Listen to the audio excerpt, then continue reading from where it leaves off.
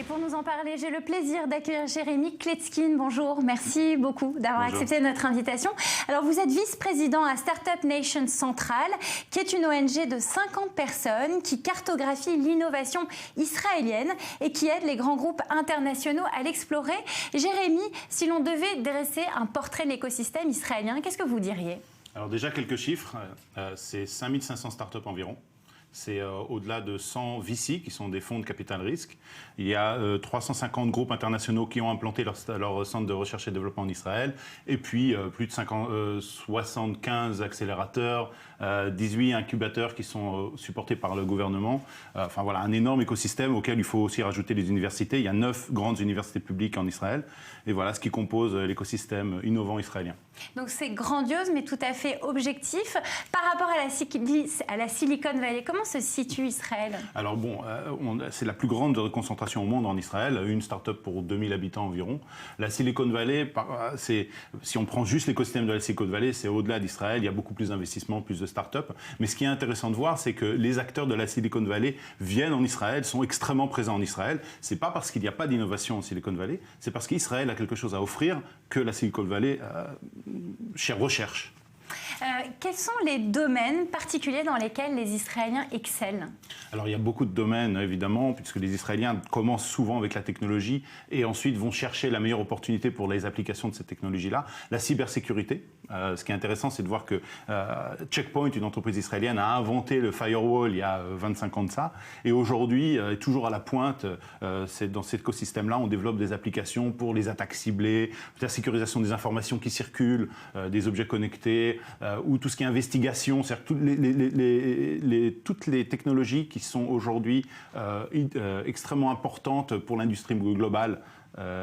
C'est-à-dire que les Israéliens, ils ont cette capacité pour inventer les technologies et ensuite penser aux applications. C'est-à-dire que tous les domaines, finalement, peuvent être concernés. Pas forcément la cybersécurité. Exactement. Comme il n'y a pas de marché local en Israël, tout de suite, dès le premier jour, les Israéliens se disent, bon, ben voilà, j'ai une opportunité, je ne sais pas plus quel marché, je n'ai pas un marché dans lequel j'ai plus de connaissances avancées, donc je vais développer pour la santé numérique, pour la cybersécurité, pour le gaming, pour la santé numérique. Ouais. C'est un domaine extrêmement important en Israël. Oui, c'est très développé. Disons que si on parlait de cybersécurité, il y a 350, 380 entreprises identifiées dans ce domaine-là. En santé numérique, on a à peu près les mêmes chiffres.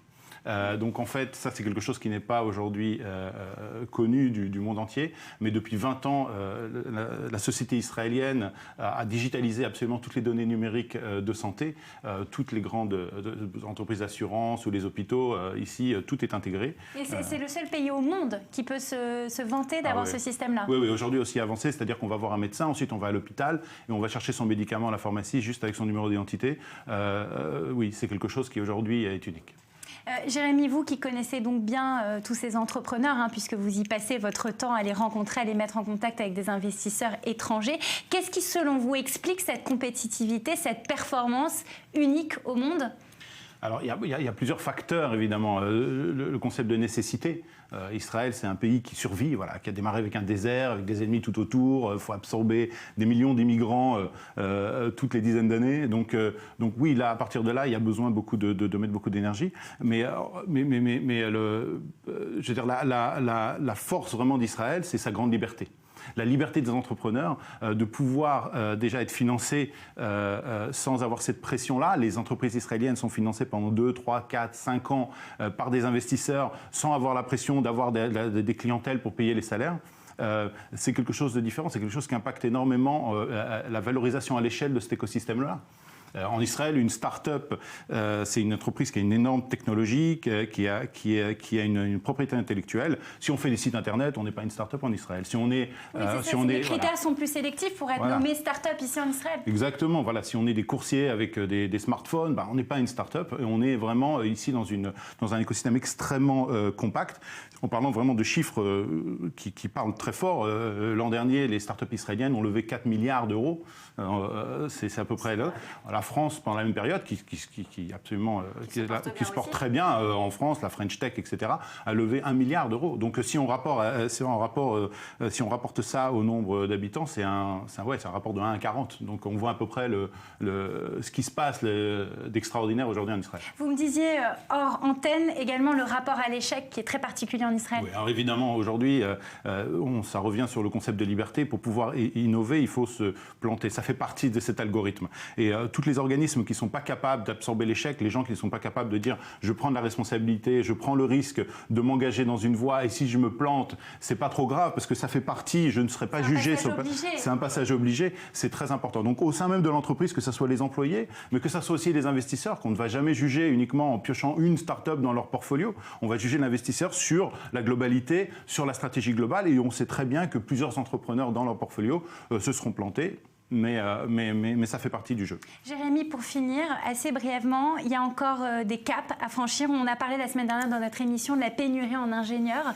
Quelles sont les autres épreuves auxquelles Israël va devoir faire face? Alors, Israël aujourd'hui, si on regarde bien l'ADN de l'argent qui est investi dans les startups en Israël, on va trouver des fonds américains, c'est l'écrasante majorité, des fonds chinois, etc. Il n'y a pas beaucoup d'argent israélien. Donc si on regarde bien de près, on se rend compte que cet écosystème de la high-tech israélienne n'appartient pas fondamentalement à Israël. Donc le but, c'est vraiment de trouver des moyens pour qu'on puisse garder cet écosystème en Israël qui ne s'envole pas autre part. C'est comme un ballon dirigeable qui serait relié par quelques fils. Donc c'est vraiment aujourd'hui le vrai défi de l'innovation israélienne, c'est de continuer à grandir, d'absorber des nouvelles populations pour continuer à résoudre ce problème de pénurie d'ingénieurs avec plus de femmes, plus de nouveaux des immigrants, les populations arabes, les populations orthodoxes, les nouveaux, enfin voilà, toutes ces populations-là, faut les intégrer dans le high-tech israélien et il faut continuer à briller internationalement.